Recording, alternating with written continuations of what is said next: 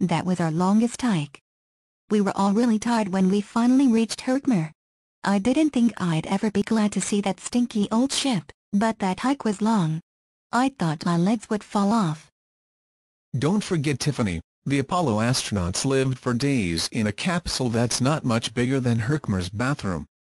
The Apollo 14 astronauts were Alan Shepard and Stuart Roosa.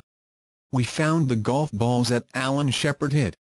Actually, it wasn't too hard since someone has thoughtfully marked their locations with poles.